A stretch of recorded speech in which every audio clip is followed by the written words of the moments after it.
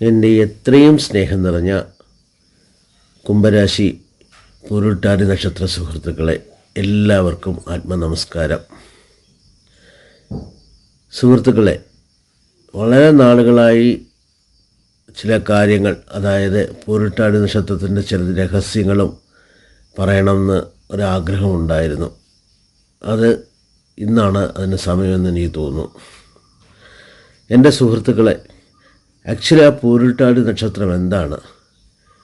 പൂരുരുട്ടാതി നക്ഷത്രം എന്ന് പറയുന്നത് വളരെ എന്താ പറയുക, നല്ല മാനസികമായും ശാരീരികമായും വളരെ നല്ല രീതിയിലുള്ള ഒരു ലെവലിലേക്ക് പോകേണ്ട നക്ഷത്രം തന്നെയാണ്. പിന്നെ എന്താ കാരണം ഞാൻ പറയുന്നത് എന്താ വെച്ചാൽ, ബ്ലൈൻഡായിട്ട് പറയല്ല. കാരണം എന്താണെന്ന് വെച്ച് കഴിഞ്ഞാൽ, അതൊരു ഗുരുവിൻ്റെ നക്ഷത്രമാണ്. അറിയാമല്ലോ, പൂരുരുട്ടാതി നക്ഷത്രം എന്ന് പറയുന്നത് ഒരു ഗുരുവിൻ്റെ നക്ഷത്രമാണ്. പിന്നെ എവിടെയാണ് എന്ന് ചോദിച്ചാൽ, അത് മീനം രാശിയിലുമുണ്ട്, കുംഭം രാശിയിലുമുണ്ട്. നമ്മളിപ്പോൾ കുംഭൻ രാശിയാണ് എടുക്കുന്നത്. അപ്പോൾ കുംഭൻ രാശിയിലുള്ള പൂരുരുട്ടാതി നക്ഷത്രവും മീനൻ രാശിയിലുള്ള പൂരുരുട്ടാതി നക്ഷത്രത്തിൻ്റെ ഭാഗങ്ങളും, അതായത് ആദ്യത്തെ പങ്കും രണ്ടാമത്തെ പങ്കും തമ്മിൽ വളരെ വ്യത്യാസമുണ്ട് ക്യാരക്ടറിന്. എന്താണെന്നല്ലേ, ഗുരുവിൻ്റേതായിട്ടുള്ള ഒരു ശാന്ത ഗംഭീരമായ സ്വഭാവവും ശനിയുടേതായിട്ടുള്ള ഒരു താമസിക സ്വഭാവവും ചേർന്നാണ് കുംഭം രാശിയിലുള്ള പൂരുരുട്ടാതി നക്ഷത്രക്കാരുള്ളത്. അതേസമയം മീനൻ രാശിയിൽ ഗുരുവിൻ്റെ രാശി തന്നെയാണ്, ഗുരുവിൻ്റെ നക്ഷത്രം തന്നെയാണ്. അവിടെ അതായത് കൂടുതൽ സ്വാഭാവികമായും ഗുരുവിൻ്റെ സ്വഭാവമുള്ള ഒരു നക്ഷത്രമായി പൂരുരുട്ടാതി കാണുന്നു. ഇവിടെ നമുക്ക് കുംഭം രാശിയിലുള്ള പൂരുരുട്ടാതി നക്ഷത്രത്തെ പറ്റിയാണ് സംസാരിക്കുന്നത്. 2025 സംബന്ധിച്ചിടത്തോളം പൂരുരുട്ടാതി നക്ഷത്രത്തിന് നല്ലതും ദോഷവും രണ്ടും ഒരേ സമയത്ത് അനുഭവിക്കുന്ന കാരണം എന്താണെന്ന് വെച്ചാൽ,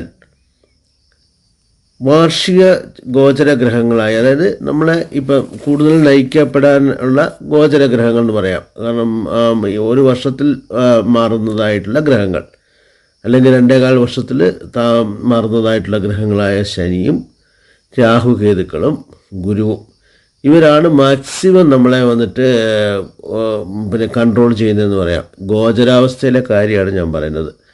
എന്നാലും ഒരു ഫലപ്രാപ്തിക്ക് ഫൈനലായിട്ട് നമ്മൾ എടുക്കുമ്പം ആദ്യ ദശ നമ്മുടെ ജന്മാരൂഢത്തിലെ ഗ്രഹങ്ങളുടെ സ്ഥിതി മനസ്സിലാക്കണം.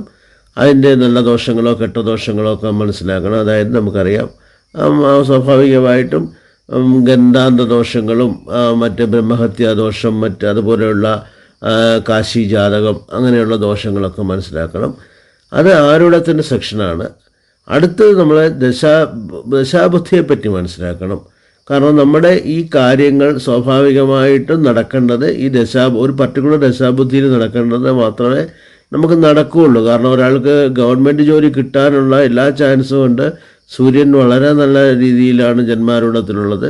എല്ലാം ഓക്കെയാണ്, ഗവൺമെൻറ് ജോലി കിട്ടേണ്ടതാണ്. പക്ഷേ അദ്ദേഹത്തിന് 40 വയസ്സിന് ശേഷമാണ് അതിനുള്ള ദശാബുദ്ധി വന്നിട്ടുണ്ടെങ്കിൽ സ്വാഭാവികമായിട്ടും നമുക്കതിന് എലിജിബിലിറ്റി ഇല്ലാതെ പോകും, അല്ലേ?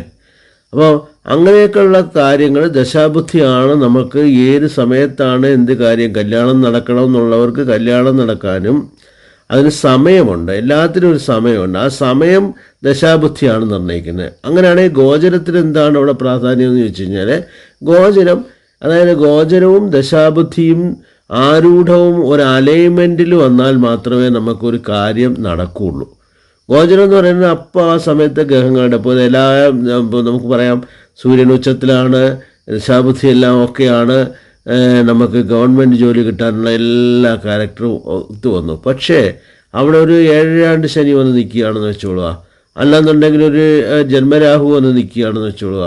ഇവിടെയാണ് അവിടെ പല ഒബ്സ്ട്രക്ഷൻസും അവിടെ ഉണ്ടാകും. അപ്പോൾ ഇപ്പോൾ ഗോചരത്തിനും തുല്യമായ പ്രാധാന്യമുണ്ട്. എന്നാൽ അത് എടുക്കേണ്ട രീതിയാണ് ഞാൻ എപ്പോഴും പറയാനുള്ളത്. 30% എന്നൊക്കെ ഞാൻ ശതമാനക്കണക്കിന് പറയുന്നത് അതാണ്. ഓക്കെ, എനിവേ, നമുക്ക് 2025 പൂരുരുട്ടാതി നക്ഷത്രത്തിൻ്റെ രാഹുവിൻ്റെ നില, അത് ജന്മരാഹുവാണെന്ന് തന്നെ നമുക്ക് പറയാം, അല്ലേ? ജന്മത്തിലാണ് ഇപ്പോൾ രാഹു നിൽക്കാൻ പോകുന്നത്. അപ്പോൾ ഈ രാഹുവിൻ്റെ സ്വഭാവം എന്താണെന്നറിയാം, വളരെ സെൻസിറ്റീവായിരിക്കും. ഏത് കാര്യത്തെയും വളരെ സെൻസിറ്റീവായി എക്സ്ട്രീമായിട്ട് എടുക്കും. ഒരു ബലൂൺ വീർപ്പിക്കുന്ന മാതിരി ഉണ്ടാകും. ലാസ്റ്റ് പൊട്ടി കഴിഞ്ഞാൽ ഒന്നും കാണില്ല, കാറ്റ് പോയാൽ ഒന്നും കാണില്ല. ആ ഒരു സ്വഭാവം എന്താണെന്നറിയാമോ? ഈ ഒരു സമയത്ത് പൂരിട്ടാതി നക്ഷത്രത്തിന്, പ്രത്യേകിച്ച് കുംഭരാശിയിലുള്ള പൂരിട്ടാതി നക്ഷത്രത്തിന് അനുഭവയോഗ്യമാകും. അപ്പോൾ എന്താ സംഭവിക്കുക? പല കാര്യങ്ങളിലും ആവശ്യമില്ലാതെ ഇടപെടും, അല്ലെങ്കിൽ നമുക്ക് ആവശ്യമില്ലാത്ത പലതരത്തിലുള്ള തെറ്റായിട്ടുള്ള ചിന്തകൾ, അതായത് വലിയ ഊതി വീർപ്പിച്ച ബലൂൺ മാതിരി നമ്മൾ കൊണ്ടുപോകാൻ ചാൻസ് ഉണ്ട്. ദയവ് ചെയ്ത് ഇത് നമ്മളൊന്ന് മനസ്സിൽ വെച്ചോളം പൂരിട്ടാതി നക്ഷത്രക്കാർ. രണ്ടാമത് ഞാൻ പറയാൻ പോകുന്നത് ദോഷവശങ്ങളെ പറ്റിയാണ് ഞാൻ ആദ്യം പറയുന്നത്. രണ്ടാമത് ഞാൻ പറയാൻ പോകുന്നത് കേതുവിൻ്റെ ഈ 2025 അവസ്ഥയാണ്. കേതു 14ാമത്തെ നക്ഷത്രത്തിലാണ് നിൽക്കുന്നത്, അല്ലേ? നമുക്കറിയാം കേതുവിൻ്റെ പൂരം നക്ഷത്രത്തിലാണ് കേതു ഇപ്പം നിൽക്കുന്നത്. അപ്പോൾ 14ാമത്തെ, അതായത് പൂരിട്ടാതിയുടെ 14ാമത്തെ നക്ഷത്രത്തിൽ നിൽക്കുന്നു. തീർച്ചയായും പൃഥ്വിധാരയിലാണ് ഈ നിൽക്കുന്നത്. ഈ പൃഥ്വിധാര എവിടെ കൊണ്ടുവന്ന് വയ്ക്കുകയും ചെയ്യുന്ന കാര്യതടസ്സങ്ങൾ, പലതരത്തിലുള്ള എല്ലാ കാര്യങ്ങളും ഉണ്ടെങ്കിലും തടയുന്ന ഒരു ഈ കേതുവിൻ്റെ സ്വഭാവം നമുക്കറിയാമല്ലോ. അതൊരു കത്രികയുടെ സ്വഭാവമാണ്. അത് തീർച്ചയായിട്ടും കേതു അവിടെ നിൽക്കുകയാണെങ്കിൽ അത് ആ ഒരു പർട്ടിക്കുലർ കാര്യത്തിന് മിക്കവാറും, അതായത് ഏകദേശം ഒരു 70% മുതൽ 80% കേതു വന്നൊരു കാര്യതടസ്സം ഉണ്ടാക്കും. ചില അപൂർവ ജാതകങ്ങളിൽ കേതു വളരെ നല്ല രീതിയിൽ ഇരിക്കുന്നിടത്ത് മാത്രം കേതു വന്നിട്ട് നന്നായിട്ടിരിക്കുകയെന്ന് പറയാം. അപ്പം നമ്മൾ ഈ ഒരു സ്വഭാവം, ഈ കേതുവിൻ്റെ ഞാൻ ജനറലായിട്ടുള്ള കാര്യം പറയാണ്. അപ്പോൾ അതിൻ്റേതായിട്ടുള്ള ഒരു വിഘ്നങ്ങൾ എല്ലാ കാര്യത്തിലും കാര്യതടസ്സങ്ങളുണ്ടാകും. അപ്പോൾ ജന്മരാഹുവാണ്, കേതു 14ാമത്തെ നക്ഷത്രമാണ്. അതേമാതിരി നമുക്ക് ഗുരുവിൻ്റെ ഭാവം എടുക്കാം. ഗുരു നിൽക്കുന്നത് തിരുവോണം നക്ഷത്രത്തിലാണ്, 9ലാണ്. ഗുരു തീർച്ചയായിട്ടും നല്ല അതായത് എന്താ പറയുന്നത്, ഒരു ശക്തി നമുക്ക് പ്രദാനം ചെയ്യും. ദൈവികമായിട്ടുള്ള അനുഗ്രഹങ്ങൾ നമുക്ക് പൂരിട്ടാതി നക്ഷത്രത്തിന് ഈ സമയത്തുണ്ടാകും. കുംഭരാശിയിലുള്ള പൂരിട്ടാതി നക്ഷത്രത്തിന് ഉണ്ടാകും. അതേസമയം ശനിയും തന്നെ 2ാം ഭാവത്തിൽ നിൽക്കുകയാണ്.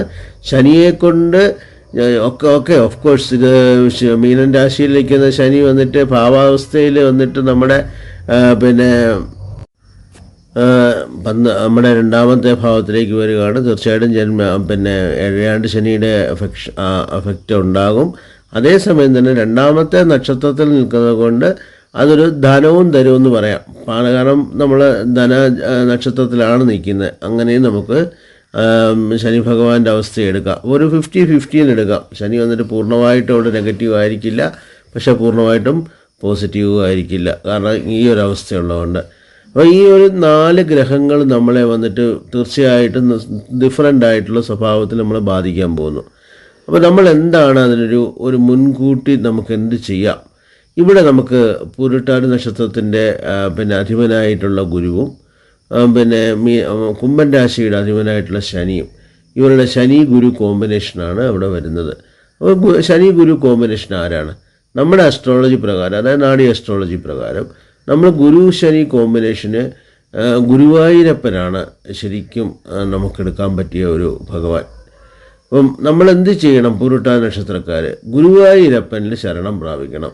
ഇത് തീർച്ചയായിട്ടും അവരിലുള്ള ആ എനർജിയെ, ആ ഒരു പവർ ഉണ്ടല്ലോ, നമ്മുടെ ശരീരത്തിൽ നമ്മുടെ ജീവനൊരു എനർജി ഉണ്ട്. ആ പരമചൈതന്യത്തിൽ നിന്ന് വന്നിരിക്കുന്ന ഒരു ഭാഗമാണ് നമ്മുടെ ജീവൻ. ആ ജീവനൊരു എനർജി ഉണ്ട്. ആ എനർജിയെ വന്നിട്ട് ഡെവലപ്പ് ചെയ്യാൻ തീർച്ചയായിട്ടും ഗുരുവായൂരപ്പൻ്റെ ഒരു എന്താ പറയുക പ്രാർത്ഥന തീർച്ചയായിട്ടും നമുക്ക് നന്നാകും. അതുകൊണ്ട് കഴിയുമ്പോഴൊക്കെ ഗുരുവായൂർ പോവുക. ഗുരുവായൂർ വ്യാഴാഴ്ച പോകാം, ശനിയാഴ്ച പോകാം. അത് നമ്മുടെ യുക്തം പോലെ നമുക്ക് ചെയ്യാൻ പറ്റും. പിന്നെ നമുക്ക് എന്താണ് DNA അസ്ട്രോളജി? DNA അസ്ട്രോളജി എന്താ പറയുന്നത് വെച്ച് കഴിഞ്ഞാൽ, ഓരോ നക്ഷത്രത്തിനും അതിൻ്റേതായിട്ടുള്ള മുജ്ജന്മദോഷങ്ങളായാലും ശരി, നല്ലതായാലും ശരി, സ്റ്റോർ ചെയ്യുന്ന ഒരു പർട്ടിക്കുലർ പ്ലാനറ്റിലായിരിക്കും. ഇതാണ് DNA അസ്ട്രോളജി നമുക്ക് പറഞ്ഞു തരുന്നത്. അപ്പോൾ അങ്ങനെയാണെന്നുണ്ടെങ്കിൽ പൂരിട്ടാതി നക്ഷത്രത്തിൻ്റെ DNA എന്താണെന്ന് വെച്ചാൽ സൂര്യനാണ്. അപ്പോൾ സൂര്യഭഗവാനിലായിരിക്കും ഈ പൂരിട്ടാതി നക്ഷത്രത്തിൻ്റെ ഗുണദോഷങ്ങൾ സ്റ്റോർ ചെയ്തിരിക്കുന്നത് കഴിഞ്ഞ ജന്മത്തിൽ. അപ്പം നമുക്ക് എന്ത് ചെയ്യണം? അപ്പോൾ ആ കാർമിക് ഡെപ്റ്റ് നമ്മൾ കുറച്ചേ പറ്റുള്ളൂ. കാർമിക് ഡെപ്റ്റ് കുറയ്ക്കേണ്ടത് നമ്മൾ DNA അപ്രോച്ച് ആയിരിക്കും ഏറ്റവും നല്ലത്. അപ്പോൾ നമ്മൾ എന്ത് ചെയ്യണമെന്ന് വെച്ച് കഴിഞ്ഞാൽ, സൂര്യഭഗവാന്റെ ധാന്യങ്ങൾ, ഗോതമ്പ്, ഗോതമ്പ് ദാനം ചെയ്യുക. ഗോതമ്പ് നമുക്ക് എങ്ങനെയും ദാനം ചെയ്യാം. ഗോതമ്പ് ഡയറക്റ്റായിട്ട് പക്ഷികൾക്ക് കൊടുക്കാം, അല്ല ഭക്ഷണം ഉണ്ടാക്കി മൃഗങ്ങൾക്ക് കൊടുക്കാം, മനുഷ്യന് കൊടുക്കാം. എല്ലാം നല്ല ജീവികളായിട്ടുള്ള ജീവനുള്ള ഏത് കാര്യത്തിന് എല്ലാം ഒന്നു തന്നെയാണ്. എല്ലാം ജീവനാണ്, ജീവൻ്റെ പല അംശങ്ങളാണെന്ന് മാത്രം. അപ്പോൾ കൊടുക്കാം. ഇത് വലിയൊരു നമ്മുടെ കാർമിക് ഡെപ്റ്റ് കുറയ്ക്കാൻ പൂരിട്ടാതി നക്ഷത്രത്തിനെ വളരെയധികം സഹായിക്കുന്നു. അപ്പോൾ സുഹൃത്തുക്കളെ, ജനയുടെ ടോട്ടലായിട്ടൊരു അവലോകനം നമ്മൾ ടോട്ടലായിട്ട് പൂരിട്ടാതി നക്ഷത്രത്തിനെ പറ്റി പറയുമ്പം, പൂരിട്ടാതി നക്ഷത്രത്തിന് DNA സൂര്യനാണ്. സൂര്യൻ്റെ ധാന്യമായിട്ടുള്ള ഗോതമ്പ് ദാനം ചെയ്യുക. അതേസമയം തന്നെ പൂരിട്ടാതി നക്ഷത്രത്തിൻ്റെ ഭഗവാനായിട്ട് ഗുരു-ശനി കോമ്പിനേഷനാണ് വരുന്നത്. അപ്പോൾ നമുക്ക് ഗുരുവായൂരപ്പനെ വിളിക്കാം. അതുപോലെ തന്നെ വേറെ ഒരു കാര്യം ഇവിടെ പറയാനുള്ളത്, പൂരിട്ടാതി നക്ഷത്രത്തിനെ സംബന്ധിച്ചിടത്തോളം ഏഴാണ്ട് ശനിയായുള്ള ഒരു ആധിക്യത്തിൽ നിൽക്കുന്നു. തീർച്ചയായിട്ടും അതിൻ്റെ ഒരു എഫക്റ്റ് നമുക്ക് ഉണ്ടാകും. കഴിയുമെങ്കിൽ ധർമ്മശാസ്ത്ര ക്ഷേത്രത്തിലോ അല്ലെങ്കിൽ അയ്യപ്പ ക്ഷേത്രത്തിലോ പോയി ശനിയാഴ്ച ഒരു നീരാഞ്ജനമൊക്കെ ചെയ്യുന്നത് വളരെ ഉപകാരമായിരിക്കും. അതായത് അങ്ങനെയുള്ളൊരു അപ്രോച്ച് ആയിരിക്കണം. ഒരു സയൻറ്റിഫിക് അപ്രോച്ച് തന്നെ ഇതിന് പുറകെ പോകണം എന്നുള്ളതാണ് എൻ്റെ അഭിപ്രായം. അപ്പോൾ സുഹൃത്തുക്കളെ, ഞാനിവിടെ ഈ വീഡിയോ ചുരുക്കുകയാണ്. എൻ്റെ ഈ വീഡിയോസിൽ എന്തെങ്കിലും തെറ്റുകളുണ്ടെങ്കിൽ ദയവ് ചെയ്ത് അതെന്നോട് ക്ഷമിക്കണം. അതുപോലെ നിങ്ങൾക്ക് ഇതിനെപ്പറ്റി കമൻറ്റുകൾ എഴുതാം. ഈ വീഡിയോയെ പറ്റിയുള്ള കമൻറ്റുകൾ എഴുതുക. എനിക്ക് തെറ്റുണ്ടെങ്കിൽ തിരുത്തുക. അതേസമയം വേറെ എൻ്റെ ഈ വീഡിയോസ് കഴിയുന്നത് ഷെയർ ചെയ്യാൻ ശ്രമിക്കണം സുഹൃത്തുക്കളെ. ഇത് എനിക്കും പ്രയോജനമായിരിക്കും, പല പൂരിട്ടാതി നക്ഷത്ര സുഹൃത്തുക്കൾക്കും പ്രയോജനമായിരിക്കുമെന്ന് ഞാൻ പ്രതീക്ഷിക്കുന്നു. അതുപോലെ തന്നെ കമൻറ്റ് ചെയ്യാനും ഷെയർ ചെയ്യാനും സബ്സ്ക്രൈബ് ചെയ്യാനും മറക്കരുത്. നമസ്കാരം സുഹൃത്തുക്കളെ. Thank you.